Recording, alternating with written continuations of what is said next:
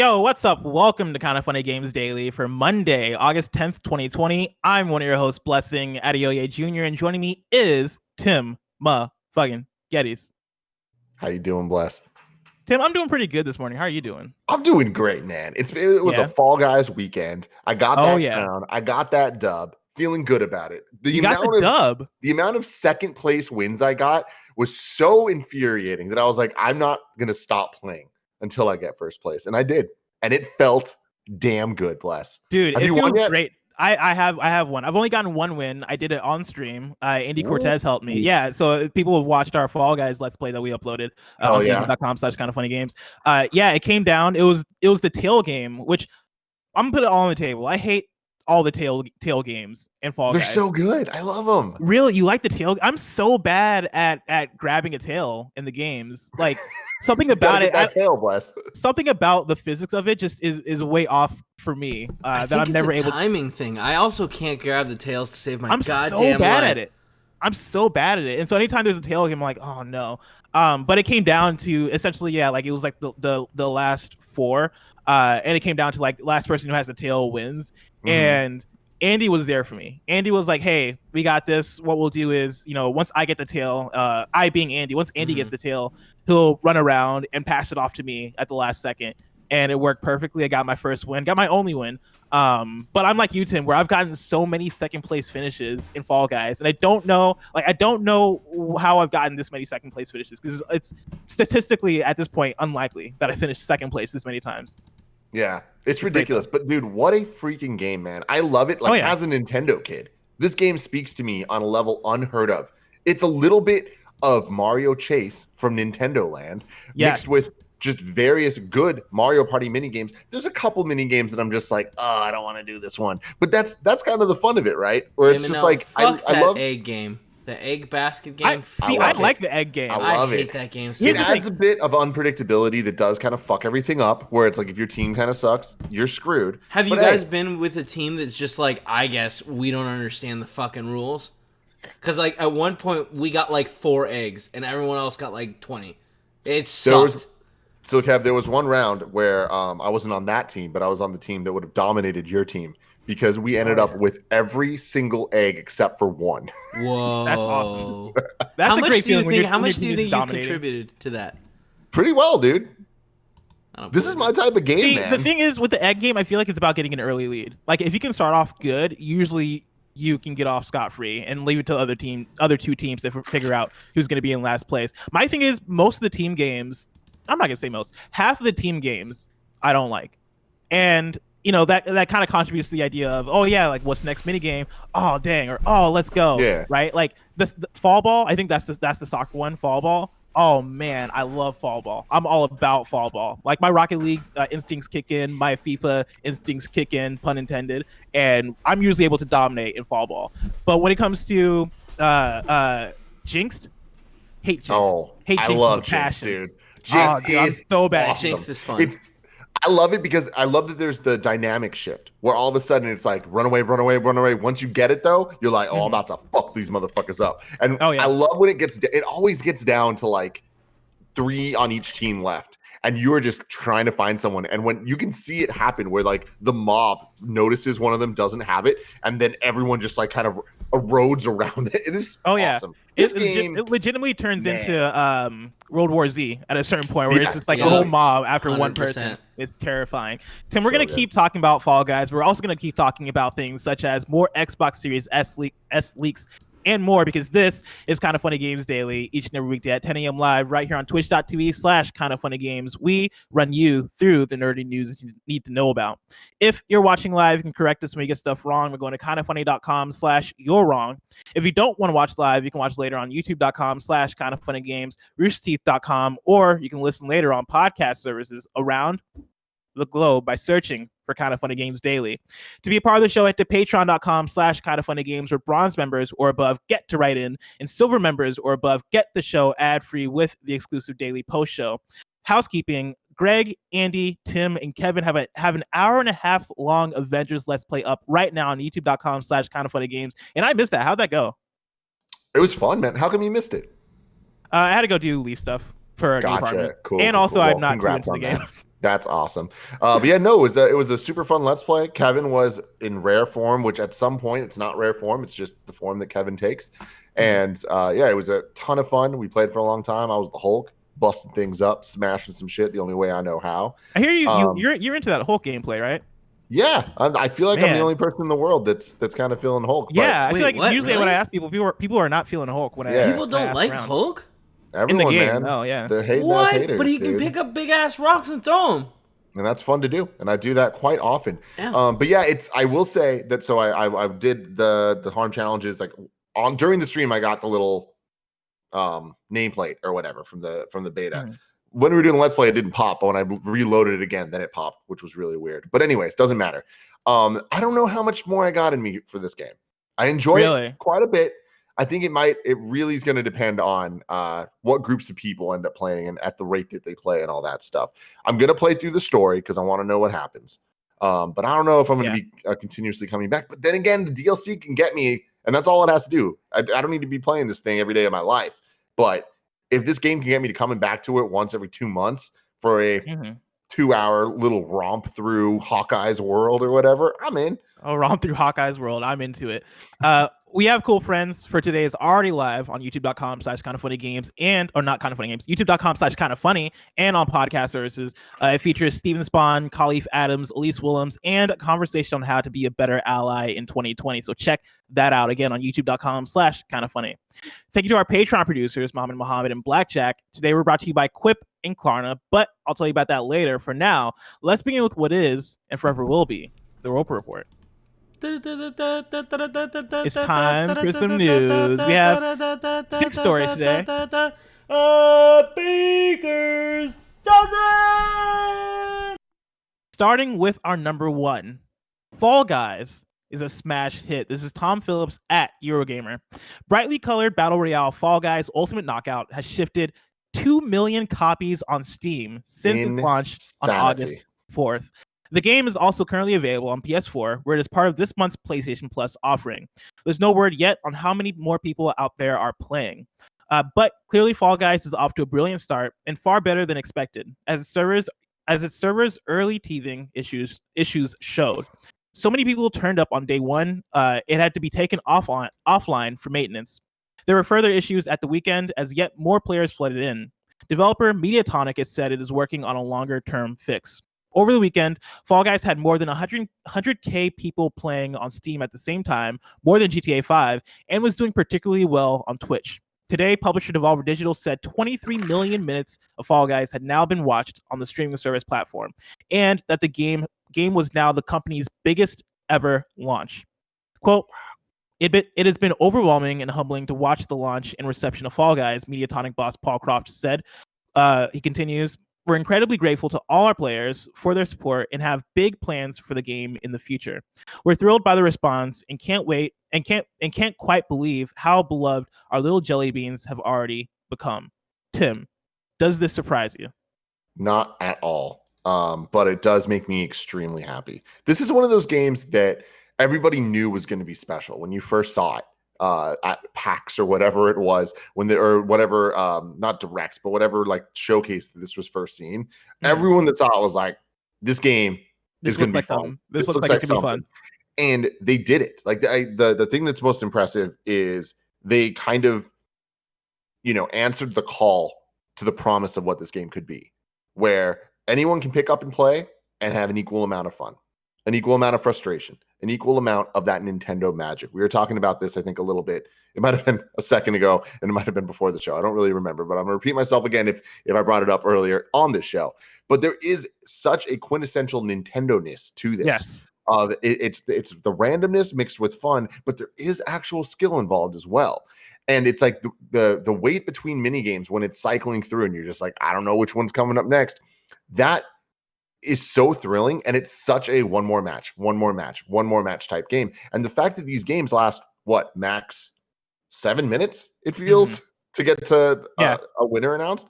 Like, it's so easy to just get right back in there, and you have the equal drive to get back in, whether you were eliminated in the first round or if you won. You want to just keep going, right? And I feel like that type of thing is such a great game to be shown off on Twitch. The moment you see someone on Twitch streaming it, you want to play. So you want to get it. It being on PlayStation Plus as a free game is going to be the greatest thing to ever happen to this game. We saw it with Sea of Thieves recently, where that game, thanks to Game Pass, got in so many new people's hands that by the time it came to Steam, it sold 1 million.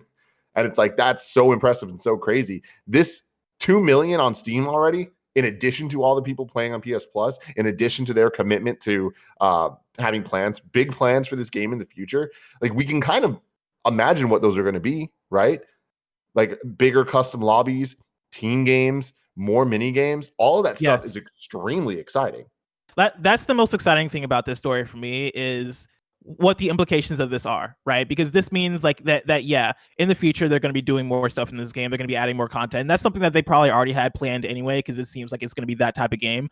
But 2 million copies sold on Steam, and the amount of Fall Guys that's being watched on Twitch is going to elevate this to another level as far as what the potential can be. Like, I very much expect more mini games added. I very much expect more cosmetics, but what can we expect from that? Like, we've seen on Twitter them interacting with The Witcher 3 and Cyberpunk to see if they can get like some crossover content going, right? Like, I think there's so much potential for that in terms of what they do with their battle pass and how they build that out. Like, there's so much potential for that. This is, for me, this was shocking to me, seeing such high numbers for this game, especially for an indie game, right? Being published by Devolver Digital. Like, as they said in the story, this is Devolver Digital's biggest ever launch for a game, which is wild, because you think about Devolver Digital. Devolver Digital isn't a new company. Devolver Digital has been around for a while, right? They've been around for the last generation of games, and like, they've had a lot of game launches. None like this. Granted, most of our digital games are single player, like smaller, like 5-hour experiences. Fall Guys is a different type of game for them, and this makes me think that Fall Guys is probably not going to be the last Fall Guys for Devolver Digital. Like, I imagine this makes them go like, oh shoot, like we can have a game that is this. I mean, for all intents and purposes, right? An indie game that is creative, unique, has attitude, has style, is very Devolver, but at the same time can have such a wide reach and can be multiplayer and can have monetization, like post-launch monetization. I wonder what that does for Devolver as a company and makes them look at their. I wonder if that makes them look at their catalog and their portfolio in a different way. That makes them step out from what we traditionally see from them. But man, what a great launch. And to what you're saying too, this shows the power of PS Plus. Because yeah, if this game doesn't come out free on PS Plus, I'm sure it still sells great on Steam, because a big part of this is the Twitch numbers too. But still, like, everybody having access to this, it is the perfect storm. Yeah, it's like you can take out any one piece of this, and yeah, things would look slightly different. But I think that we don't need to do that. This is how it happened, and the game is a major success right now. Like, I'm so excited about this, because this could potentially give Devolver so much more kind of resources and ability to grow this game into something that is even bigger than it already is. Like, I can see Fall Guys being something that, if they nurture it correctly over the next couple of years, being something we're still talking about in a couple of years, a la Rocket League. Yes. Yeah. And that's actually a thing I've been talking about quite a bit with Greg on PS I Love You, is when I did my first, I'm going to call it a preview, even though I don't know if technically it's a preview, but when I played the beta on PC and talked about it on PS I Love You, like, I really liked the beta. I thought the game was and is fantastic. My whole thing though is the longevity of it. I don't know if this game has the Rocket League-ness to it. I don't know if it has that competitive nature to it. I don't know if it has that long tail, because it very much is a party game. Like, it is a game you come in, you play for a night with your friends, you have a good time, and I don't necessarily think this game has those hooks, those like, I gotta keep playing hooks to it, over a long period of time. I think these sales and its success on Twitch lend this game into becoming that. Like, I think I could very well see Mediatonic adding in those hooks, like figuring out, like, okay, what are the things that keep people coming back? All right, how do we make our battle pass system better? Because I think it's good, but I think it could be better. Like, there are things that they can improve in this game, and there are things they can add into this game that I think could have people coming back to it, like something like Rocket League, for example. Yeah. Totally. And I think a big X factor here is the mainstream appeal that this game could have if it's just put in front of the right people.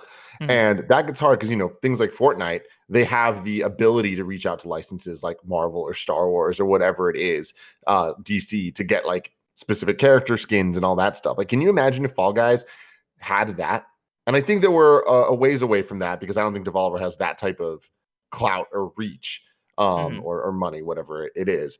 But I can imagine things like a Shovel Knight skin, you know, or like kind of like what we saw with Yubi do with like Brawlhalla, where at some point just like any smaller character is going to make an appearance here. Like that stuff could be really cool, and I feel like that really could help push this to be an even bigger deal. But eventually, can you imagine if there were Avengers skins in this? Like, dude, people would pay for that shit. I think there's a chance that could happen in the future, right? Like when we think of Fortnite, when Fortnite first came out, nobody thought Fortnite was going anywhere. Like Fortnite was pretty much dead in the water for months until they added Battle Royale. Even that took quite a bit to ramp up and get people in. Fall Guys on Twitter already has 447.8K followers. 447,000 followers. Like that's nuts, man. That is nuts. Like that is more than a lot of AAA games have on Twitter. Like this game is having that type of success right now. And so if they keep building and if these streaming numbers keeps consistent and people continue to pay attention to them. I just locked my computer. I don't even know if you can still hear me or see me. Yeah, we can hear. Okay, sweet. I just unlocked.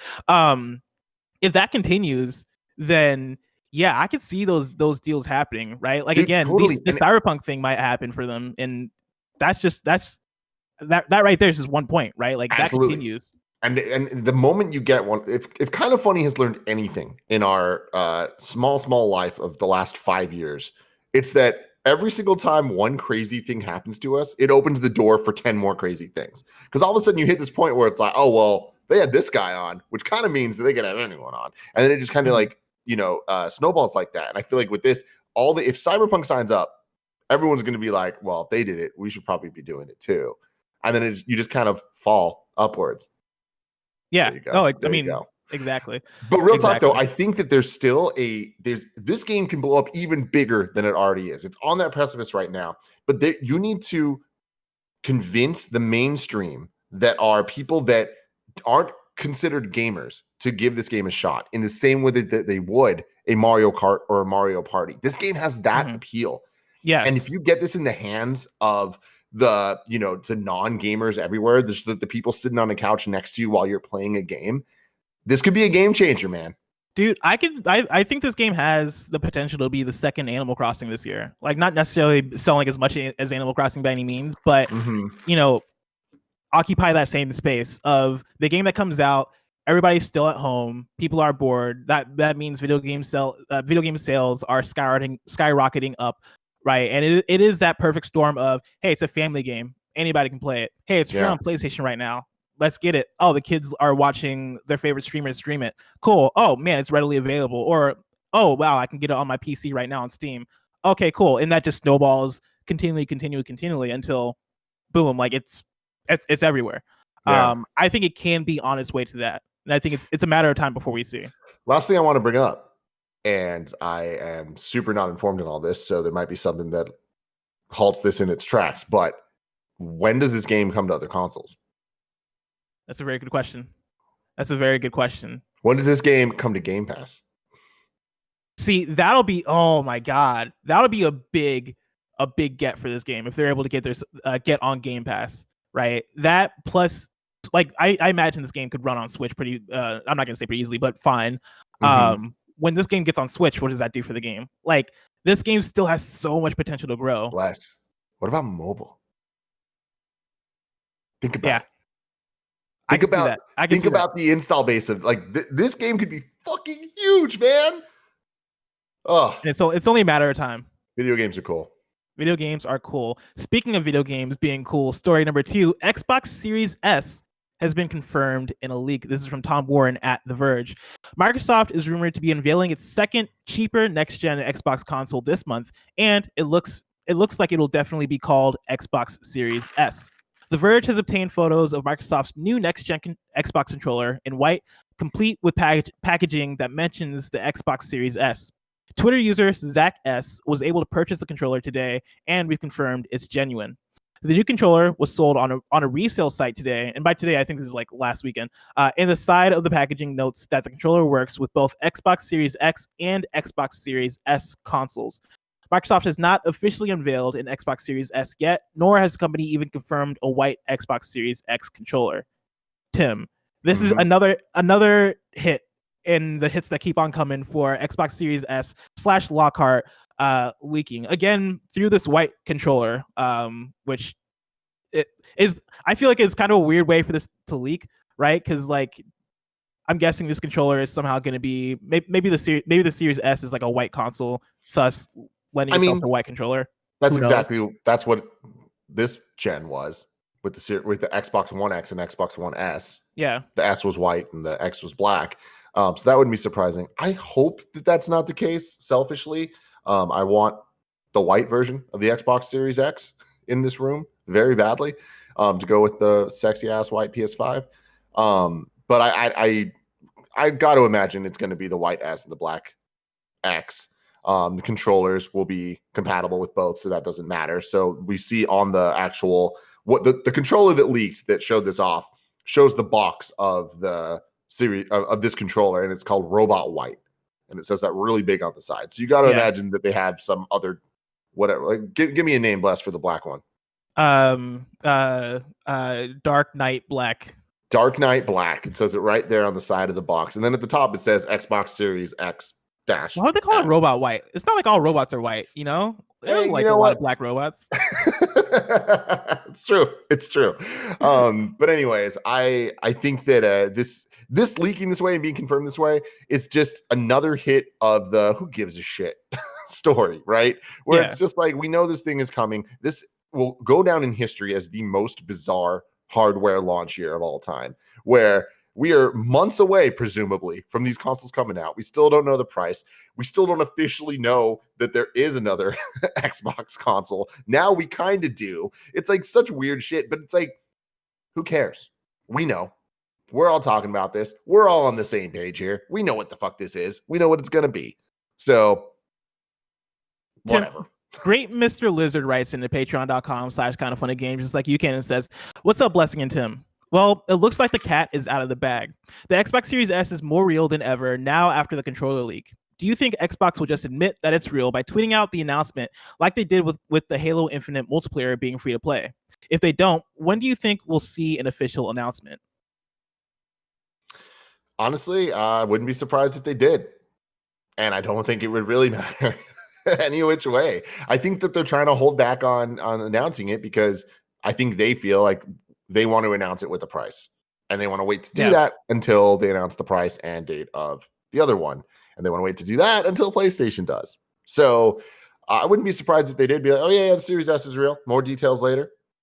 You know, I don't see them coming out and being like, here's the price. It's cheap as fuck. Yeah, no, like I think we have to assume that this is planned and has been planned to be announced this month. Mm-hmm. And we're already so close, you know, that with that being the case, that I could see them holding it. Like it's not Halo Infinite multiplayer being free to play is I think something that you're able to drop like that because it's not necessarily as big as a whole console launch, right? This is something that you want to really. I mean, because think about it. Like at Game Awards, they just announced the Series X, and how did they announce it? By showing a box. Yeah. Well, that's why I'm gonna say, like, if they have something like that planned for, let's say, opening night live, which is like still my theory is that you just do it there the same way you did Xbox Series X, then why not wait? Why not just still drop that news at opening night live and have everybody go like, oh shit, oh snap, all right, it's here, and like, you know, own that night, own that space. That said, like, with it being as leaky as it is, with it being such an open secret, I could also see them just being like, all right, let's just tweet it out. Here's my thing. Like, my perspective on this is it truly doesn't matter. Like, we're here talking about it because that's what we do here on Kind of Funny Games Daily. We talk about gaming news. I don't think Microsoft's looking at this being like, oh man, they know our secret. Mm-hmm. You know what I mean? They're kind of just like, all right, everyone's talking about this. If you're in the know, you already know what's happening. If you're not in the know, it doesn't pertain to you. It doesn't fucking matter. Like, I think that the amount of people that are just like, that are looking at this being like, wow, cat's out the bag, Microsoft, like, you need to do something. What do they need to do? Like, they're trying to sell shit. They're going to sell shit.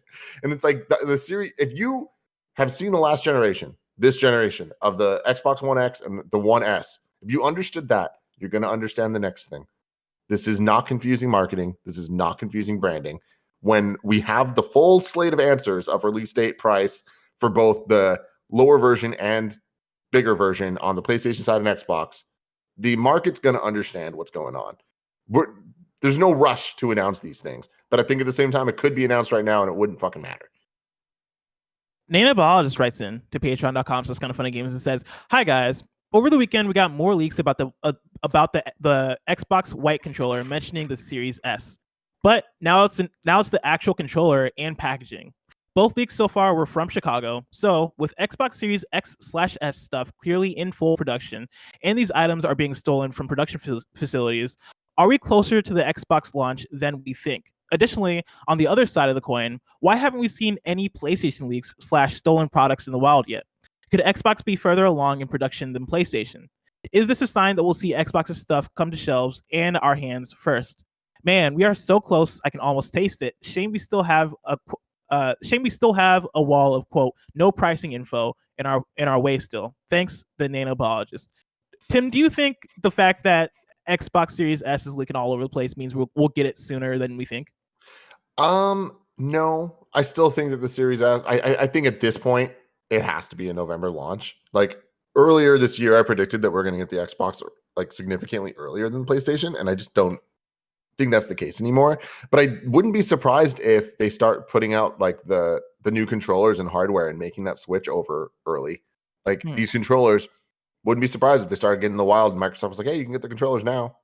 Because why not? Especially like with what they're pushing of it's compatible with the current Xbox and your current controllers are going to be. I can see them just phasing out the current controllers and hardware, Xbox One controllers, and then just shifting over, and like they can do that as early as next week, and it wouldn't really matter.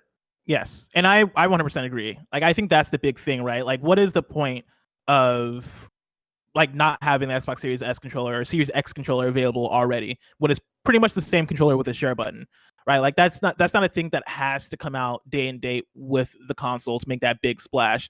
Like you can gradually switch that out or gradually phase the Xbox Series X controller in and have it be not as big of a deal because it is an incremental upgrade. It is not this big innovation in the controller the way that the DualSense is. Mm-hmm. So I expect to see that before the actual console comes out. But Bless, do you think there's a chance that the Xbox comes out in October? No, I would be shocked, especially because we haven't gotten the price yet. Like, I'm still at the place where I am surprised we don't have the information that we usually would have. And of course, like the world's in a weird place, and so I understand how pandemic has affected everything. But the fact that we're expecting these consoles, like, I mean, holiday is how they've been saying it, right? But presumably November, if things are standard, which things haven't been standard. But let's just say November. How are we in August and we don't know how much these things cost? Dude, it's utterly insane. But like you said, things are different right now. And like at the end of the day, because things are different, I keep saying this, but these consoles are gonna sell out immediately. So it's like, I think both Microsoft and Sony know. Like, I think the point of panicking of like, oh man, we got to get this information out. We're so past that we're now transitioned all the way through one extreme to the other of them being like, it doesn't fucking matter. What matters is us getting the right price going forward. Because once you set a price, you can't take that back. You can't take it back. So it's like they're going to put that out there, and it's just like you can't do a price increase after. You can only do decrease. So it's like it behooves both companies to wait for the other one to go first to kind of see what they're playing with. And it's definitely Microsoft with their kind of like hands to their chest being like, hey, you're going first. We have nothing to lose here. So I think the money's really on PlayStation to kind of take that first leap. And it's going to be hard for them to do. But at the end of the day, they can wait until a week before the console comes out if that's when they put up pre-orders. Yeah, I mean, they're both playing the same game right now. Like, they're both playing that game of chicken. And it's going to be interesting to see which one goes first, presumably this month. But again, we'll see. Though keeping with the Xbox news, story number 3, Microsoft has quietly dropped the Xbox 2020 lingo. And this comes actually from an update on their original blog post where they announced Xbox 2020. They write, Xbox has a massive year ahead of us. After reassessing our programming for the rest of the year, we've decided to stop using the Xbox 2020 phrasing as it implied that we will be releasing information in one way only, through a dedicated monthly show. We've got so much more news to share about Xbox Series X, new games like Halo Infinite, and cloud gaming via Xbox Game Pass. We're going to share that news in a variety of ways. It may sometimes be a dedicated show, YouTube videos, partnering with others, or sharing the latest via Xbox Wire. We want to stay flexible with how we connect with you.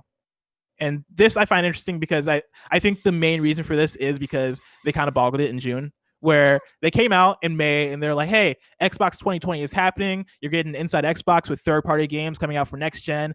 Be excited. We got first-party games being announced in the Xbox Game Showcase in July. And in June, we're doing something. And in June, nothing happened. As far as I understand. Maybe a blog post happened, but like nothing of consequence happened. Nothing for Xbox 2020 happened. It's so mind-blowing to me, with as different as this whole time is, and we can make excuses either which way. But what it comes down to is, I think Microsoft has done such a bang-up job, such an amazing job of selling the Series X since Game Awards on, of just the way it's been talking about this new generation. They've been saying all the right things. But somehow they've also had this other track of just making really bizarre, silly decisions involving transparency. Like, I feel like they overshare sometimes, and they overshare what their plans are going to be. And then every single sentence gets nitpicked apart because they're giving us that to nitpick apart. And then they need to just keep taking shit back like this. And it's just weird. It's just like, sometimes just stop talking. It's okay. Yeah. I'm kind of sad that like they're not doing this in an official sense anymore. Like, I'm excited for news and all that stuff, but when they announced Xbox 2020, it was such a cool idea, right? Like the idea that we're going to get next gen news every single month, and I wish they didn't boggle the announcement of it, because it very much seems like they communicated a thing that just wasn't in the books for them or in the cards for them, and they didn't know how to take it back in a way that worked. Because like, we got that May event, right? That like lines up with their 2020 vision. Cool. Like, it wasn't as exciting as we wanted it to be, but it's still cool that you're doing this, right?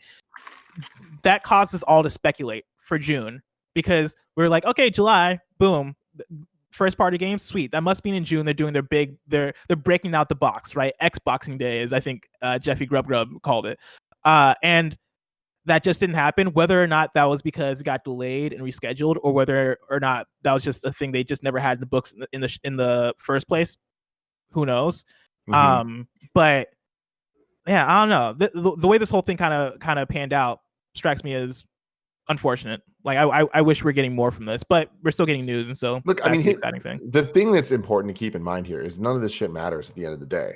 Like, when we look back at this next year, 2 years from now, we're not going to be talking about these decisions. We're going to be talking about like the decisions that they make with the console and where they stand.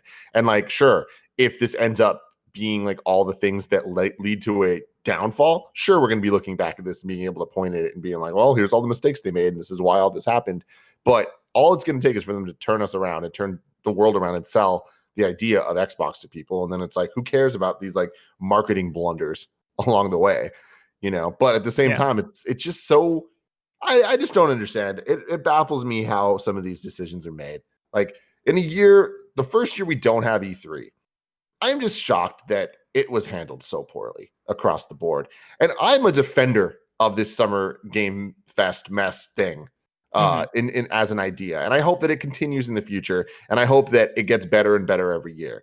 But it's hard for me to stand by that, seeing how ridiculous this year has been and how many kind of just like head scratchers have come along the way. Yeah, it's wild how getting rid of E3 caused everything to, and I know it's not just getting rid of E3, it is also pandemic messing with people's plans, but still, like, everything just feels so, I mean, for lack of a better term, right, messy, right, to give Jeff Grubb some credit, right? Everything just feels messy and all over the place and unsure, and I'm at the point where I'm kind of tired out by all these different events happening, all these different streams happening, and it's like, when is the end of it? It seems like there's not going to be an end. I know Opening Night Live is supposed to be the finale, but even past that, we know we're getting another Ubisoft Forward. We know we're probably going to get more state of plays. We're going to get more Nintendo Directs. We're going to get more updates on whatever, because like there was no central place for all that stuff to happen.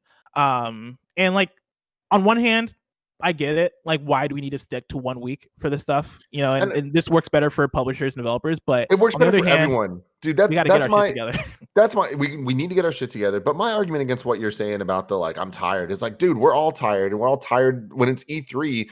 you're never more tired than that. And sure, it's like 1 week getting it out, but it's like that week when you're covering it from the perspective we do, it's fucking hell. And you miss out on so much shit. And it's like if these developers and publishers would just kind of work together just a little bit more to spread this out, and just, I wouldn't be nearly as tired as I am if I knew what was happening next week. These things just pop up out of fucking nowhere. There needs to be some type of consistency. And then all of a sudden, it's going to benefit everybody, because you're not going to be comparing every single announcement to the last one as closely, because you'll start comparing every Ubisoft forward to the last Ubisoft forward instead of to all the other announcements around it, because there was one the day before. you know? Exactly. Story number 4. AT&T might be changing its mind about selling WB Games. This is from Vikki Blake at Eurogamer. Warner Brothers Interactive Entertainment, owner of studios such as Rocksteady, NetherRealm, and TT Games, is seemingly no longer up for sale.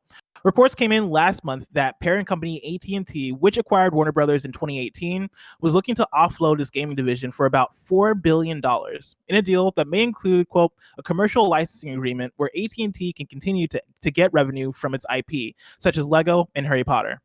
Take-Two and Electronic Arts and Activision Blizzard all initially expressed interest, but no deal followed. And then reports came in that Microsoft had also expressed an interest in acquiring the outfit.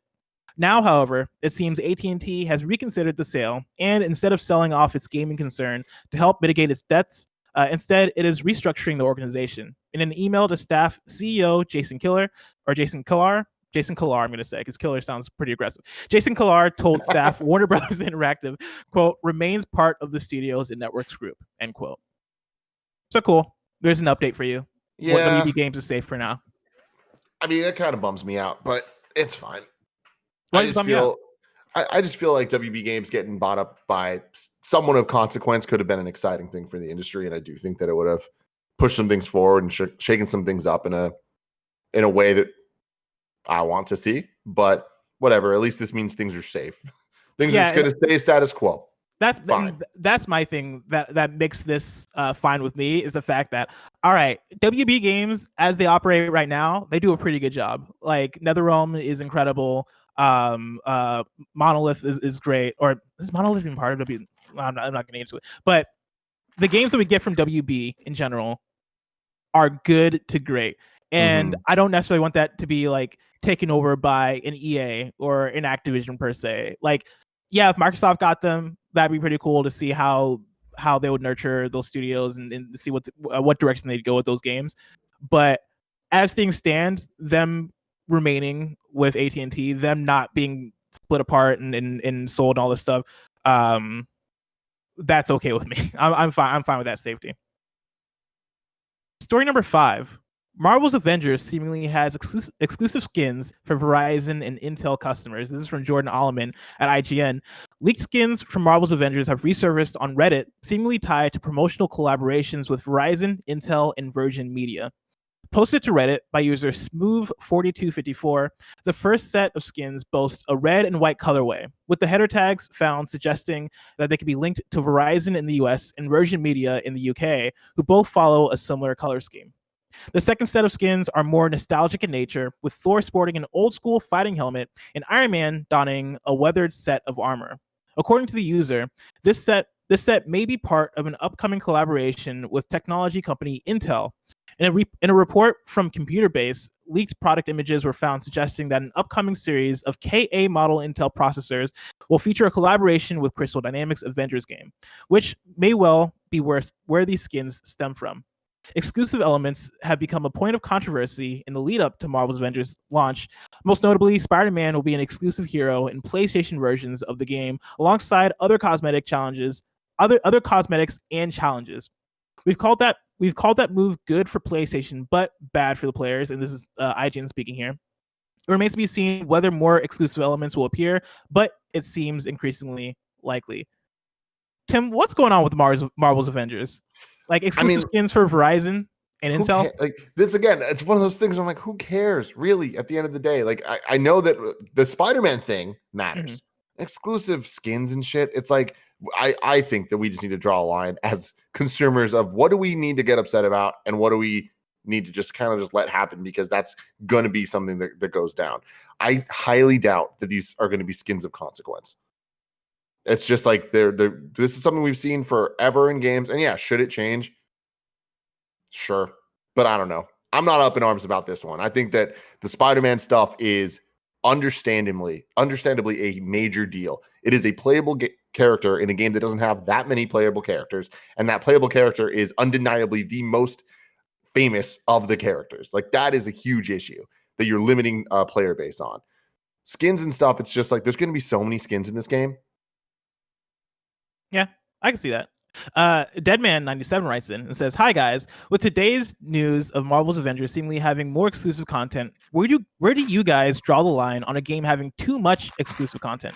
Is this the first time we're seeing this much of an exclusivity split between multiple companies and companies such as Virgin Media, who are internet providers in the UK, or have I just not noticed it before? Keep up the good work and keep fucking that chicken." In terms of like video games that do this, right? Like this isn't a new thing. Like there's been the meme forever of Call of Duty and Mountain Dew and Doritos, and that's just like a thing that we've come to accept, that with some video games that's going to happen. I think Marvel's Avengers being a game doing that kind of strikes me as like, oh, I don't know how I feel about this. Like, I'm on the side of I don't really care too much about any of the exclusivity stuff in Marvel's Avengers, because I don't really have that much faith in Marvel's Avengers as a game, period. And so it's hard for me to care that like they're getting exclusive stuff on a console or from ISPs or whatever. I do find it kind of weird the extent they're going there, and this is all like alleged, right? Like none of this is confirmed, but I do find it weird that like exclusives for people who are Intel customers, people who are Verizon customers, like that seems like a bridge. That seems like a bridge too far for me in terms of who's this for? Like why? Like why would you do this?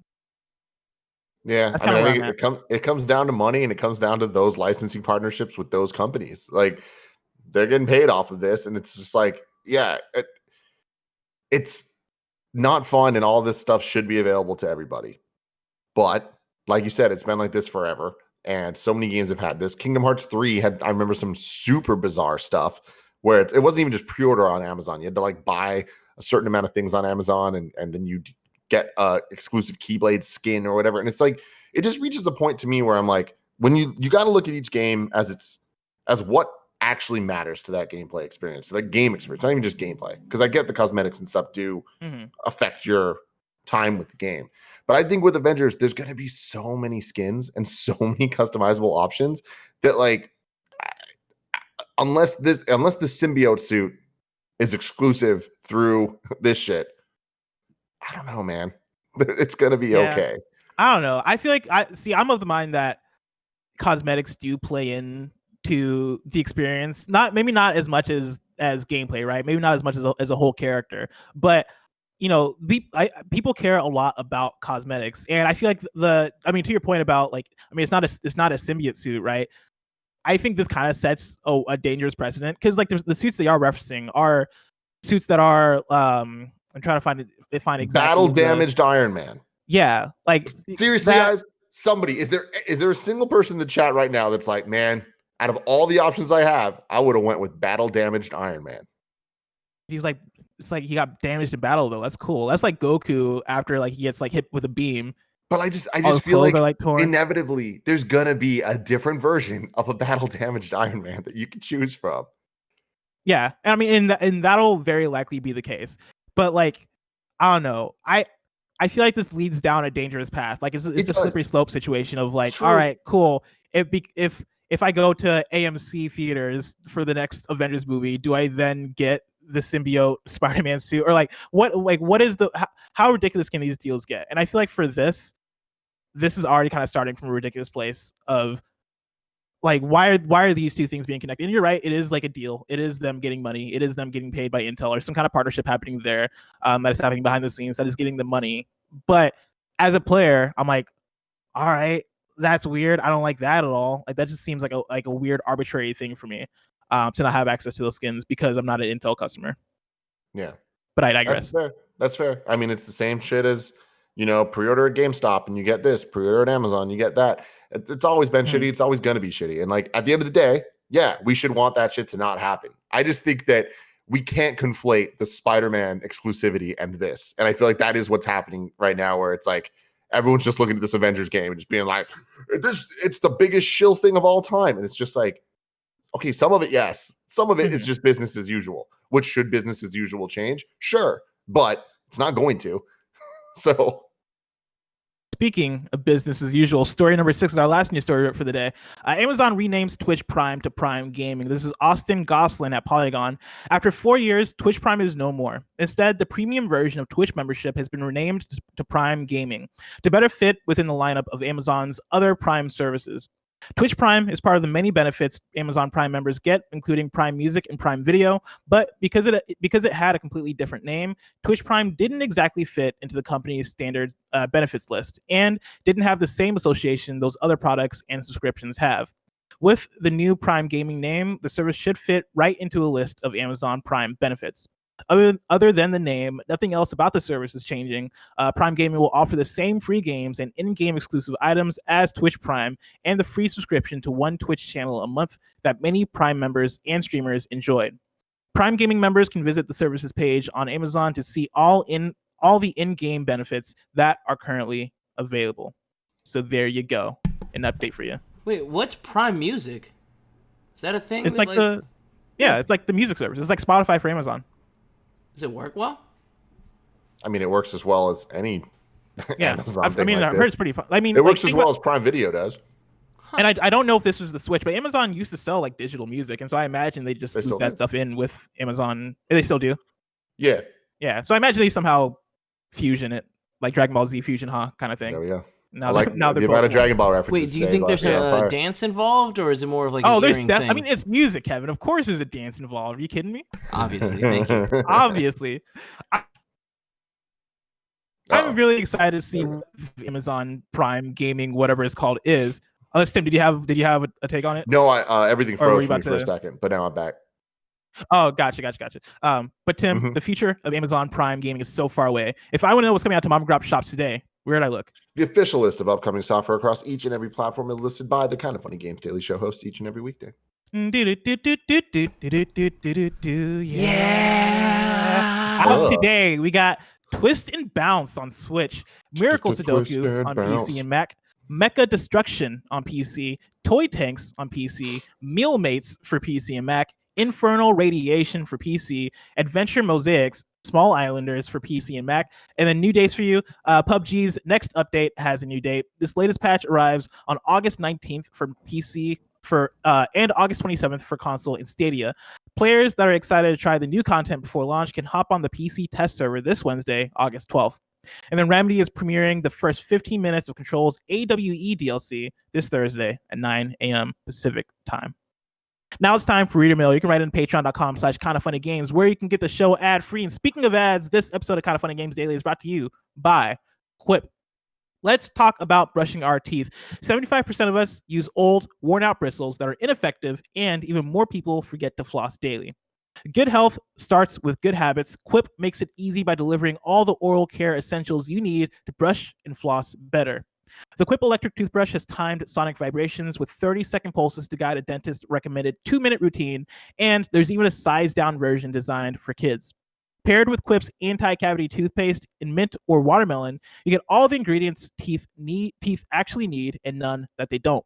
Quip also has an eco-friendly refillable floss with a dispenser you keep for life and expanding string that helps you clean in between. I like that rhyme so much. Quip brush heads, toothpaste, and floss refills are automatically delivered on a dentist recommended schedule every 3 months for just $5 each. A friendly reminder that when it's time for a refresh and to stay committed to your oral health. And shipping is free. Join over 3 million happy customers and practice good oral care easily and affordably with Quip, starting at $25. And if you go to getquip.com/games right now, you'll get your first refill free. That's your first refill free at getquip.com/games, spelled GETQUIP.com/games. Quip, the good habits company. We're also brought to you by KLARNA. Thanks to KLARNA for supporting Kind of Funny Games Daily. In Sweden, they don't shop, they KLARNA. KLARNA is a revolutionary new online shopping app from Sweden that allows you to shop thousands of online stores and pay for anything in 4 easy interest-free payments that make shopping smoother. With the KLARNA app, you can shop anywhere online from the one app. It's easy to use and convenient to browse thousands of online stores from one convenient place. Pay for anything in 4 interest-free payments. Paying after delivery allows you to try before you buy, and you can also report returns directly in the app. Get the best deals with customized price drop alerts on items you've saved to your wish list. It's always good to shop smarter and save money. And then you can also create and share wish lists of items with your friends and family from anywhere online. It's a fun, easy way to show what kind of products you like. Tim loves how easy it is to find what you're looking for and get set up. KLARNA is a smoother, friendlier, Swedisher way to shop online. It's the one-stop shopping app for browsing and buying anything online, all in one app, and allows you to pay for anything in 4 easy, interest-free payments. Download the KLARNA app today. That's KLARNA, Swedish for shopping. Tim. Yes. A Quirk of Fate writes in to patreon.com/KindofFunnyGames and says, after this week's Spider-Man news and Imran alluding to more possible Sony exclusive announcements in the pipeline, do you think that third-party exclusive content could be one way PlayStation may be trying to stall the industry move towards crossplay, something Sony has always been resistant to? Tim, do you think Spider-Man is a ploy to keep from the crossplay future? I don't, but I do think that's an interesting perspective to bring up, because in a lot of ways it will have an inequity when it comes to just gaming across different consoles, right? Where if there is exclusive content of consequence, like a Spider-Man or exclusive maps in a first-person shooter or whatever it is, it does kind of limit the matchmaking abilities between the two consoles and having that equity between them to make sure that the experience is balanced and fair across both. There's ways to figure that out and to have a type of like meta balance, but I think that that's all extra work that the developers aren't going to want to have to do. And some of them will, but depending on what type of game it is, I think that it reaches a point of it just not being worth it and to, fix everything to make crossplay work. So instead, just kind of not have it. And so that could be a thing of, because Sony's doing this exclusive stuff, that will prohibit some games from having crossplay in the future. So that is unfortunate. Yeah. I don't necessarily see it as Sony being like, hey, let's get the exclusive agreement for exclusive content so that way the developers can implement crossplay. I feel like that is such a roundabout way of doing it, and it's probably easier for Sony to go like, hey, we'll pay you money to not do crossplay, which I also don't think they would do. I do think this is them trying to figure out ways to make people play on their console, right? Like crossplay with crossplay becoming more and more of a standard as the years go, that is one less of a reason to stick to one platform. And that is the exact thing that PlayStation wants you to do. They want you to stay and stick to the ecosystem and stick to the platform. Like having friend groups that all play on PlayStation, right? Like that is a positive thing for people to evangelize. It keeps people buying the next game on that system. Exactly. And so like I think with crossplay being more and more of a thing, I think that then lends PlayStation to go, all right, what are ways we can keep people on our platform? What are ways we can sell people on the PlayStation experience? What are ways that we can get people to buy this game on PlayStation when they possibly could down the line end up playing with their friends on other platforms? And yeah, like exclusive content is part of that, right? Like exclusive games do that, but like for companies and businesses, right? You want to figure out as many ways to monetize as possible, or as many different avenues into your ecosystem as possible for the player and for the consumer. Mm-hmm. And that I feel like for PlayStation in their thought process, that has to go beyond just exclusive games. Like that has to go beyond the first party PlayStation games. And part of that, and this has always been the case, part of that is exclusive content within games, right? Like we saw the Call of Duty thing last year with the Spec Ops mode having like a specific PlayStation exclusive. I think it was a PlayStation exclusive mode within Spec Ops or map or something like that. That's been a thing that's been around forever, and like the Spider-Man thing isn't necessarily new in the grand scheme. I think it strikes us as weird or gross in contrast to how Microsoft is doing things, and like I think it strikes us as weird when you look at Avengers and what the future of Avengers might be, and like the Avengers game specifically, and like what we want that game to be. Like I think it's weird in those aspects, but from the Sony as a business side, like this all lines up. I don't necessarily think this is a direct attack on crossplay, but it is part of the narrative of how do we get people in our ecosystem. And so it all lines up for me. Definitely. In that sense. Now it is time to Squad Up. Alex writes in with a Squad Up on PS4 and says, "Hi guys, with Fall Guys being the new hot multiplayer game at the moment, I was hoping some of the Kind of Funny best friends would join me in having some fun and getting some of those sweet crowns. I live in the UK, so it might be hard to match times, but hit me up and we can sort something out." Alex is on PS4 at D_UK_deadman. Again, that is D as in dog _UK as in the territory _deadman. So there you go. Add Alex, play some Fall Guys, have a good old time. Now it's time for kindoffunny.com/you're wrong, where you write in, let us know what we got wrong as we got it wrong. Nano Biologist says Aeon is pronounced Eon. And I think that's a you're wrong from Friday, now that I'm reading it. Let's see here. A lot of added elements. Nano Biologist adds some context here and says Jeffy Grub said on Twitter that the Xboxing event is in the next 2 weeks. We shall see. I think he changed that and said 3 weeks. Did he say 3? If I remember seeing, he said 2, and then he did a follow-up tweet that said 3. So I think it just means August. Yeah.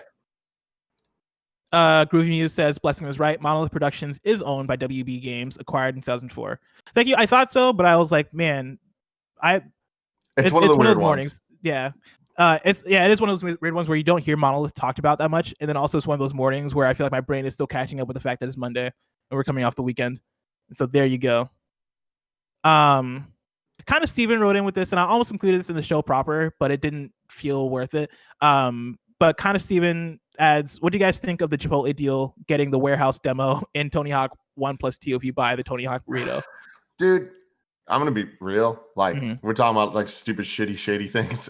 The Tony Hawk demo is one of the more bizarre exclusivity things I've ever seen, where you only get the demo if you pre-ordered the digital version. So I pre-ordered the physical version. Oh, no. I pre-ordered a $100 version of this game that comes with a skateboard, and I don't get the demo. I mean, I'm going to get it through PR stuff, but it's frustrating that people out there are not going to get their hands on this demo that have actually pre-ordered the game. So the only ways to get it are to pre-order digitally or to go to Chipotle and get the Tony Hawk burrito. The first only the first 2,000 orders, as I understand it, that get to receive the demo from the Chipotle thing, which is why I did include it, because I was going to put in deals of the day, but I'm like, what are the chances that by the time you're listening to this, they're going to be one of the first 2,000 people who orders Chipotle to get the Tony Hawk demo? But yeah, it's weird. And again, like, I don't know, we're in a weird time right now where, like, I don't remember video game deals being this weird since last generation. Like, I feel like all of it is kind of coming back right now because we're at the end of the generation and we got new consoles coming up and there's so much happening. And yeah, like this Chipotle crossover is, I don't know if it's weirder than the Verizon Intel stuff with Avengers, but it's in the same realm of like, why are you doing this? why is this happening? I don't like it.